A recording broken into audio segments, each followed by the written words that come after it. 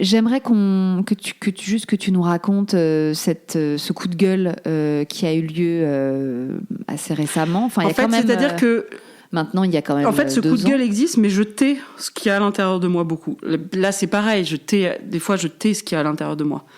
Donc là, c'est la première fois que j'ose dire ce que je pense. D'habitude, je retranscris l'information scientifique avec beaucoup de bienveillance, mais aussi beaucoup de distance. Et là, pour la première fois, j'ose dire. Donc on est en novembre 2020 et je raconte cette garde. Oui, puisque tu es toujours au Bluet. Oui, mais je raconte une garde du passé. Hein.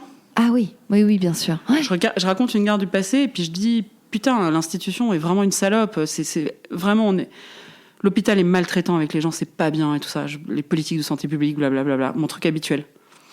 Et puis je me dis, au fond, je sais pas pourquoi, c'était en 11 novembre, j'étais seule, et je me dis, mais en fait, non, c'est moi qui suis maltraitante. J'opère ce déclic. C'est bien nous qui sommes maltraitants, il n'y a pas de doute. C'est pas l'institution, c'est nous. Ce sont nos mains, ce sont nos bouches, ce sont nos gestes qui sont maltraitants, ce ne sont pas les gestes de l'institution. Et donc, j'écris ça avec ma maman, d'ailleurs. Ah ouais ? Je suis maltraitante.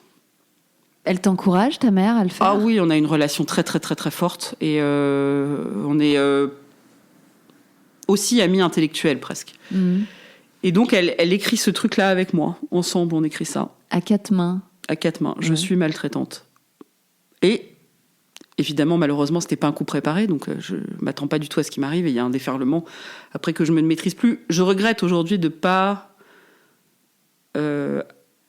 avoir eu des coups d'avance. Ah oui. Voilà. Ouais, parce qu'après, t'as couru après un cheval au galop. C'est un TGV. Enfin, c'est plutôt qu'on me courait après. On te courait après. Parce que donc en novembre 2020, donc le 11 novembre, tu lances ce hashtag ouais. Je suis maltraitante avec une sorte de manifeste de coup de gueule. Ouais. Il est accompagné d'une photo, je me souviens. De moi en garde. De toi en garde où tu te prends dans une vitre. Tu te prends en photo et dans puis je suis désespérée. C'est une photo où je me prends en photo cette garde-là parce que je suis désespérée et je veux garder la trace de désespoir. C'est ça.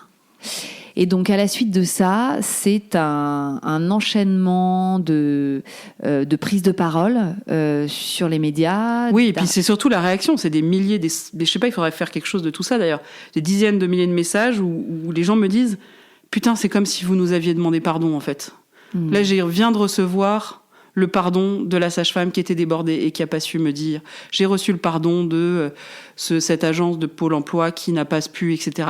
En fait, c'est comme si j'avais adressé un pardon, quoi.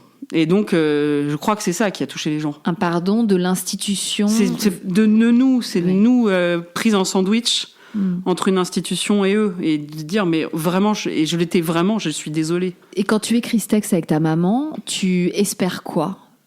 Il a quel objectif, ce texte ? J'imagine que tu n'envisages pas du tout tout ce qui s'est passé, mais quand même, tu l'écris pour une raison. Bien sûr, de créer un électrochoc. Alors, je ne sais pas du tout que ça va créer un électrochoc, mais pour éveiller les consciences, c'est-à-dire que l'image de la sage-femme qui est si brave, si machin, etc., et ben là, la brave sage-femme dit qu'elle est maltraitante, putain, et donc ça... Bon, je ne le sais pas, mais ça va de fait faire un gros électrochoc.